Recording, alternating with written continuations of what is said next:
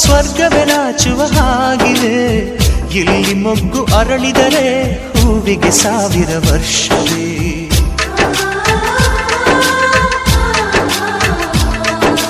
ಕಣ್ಣೆರಡು ಇರಬಹುದು, ನೋಟಗಳೊಂದೇ ಅಲ್ಲವೇ?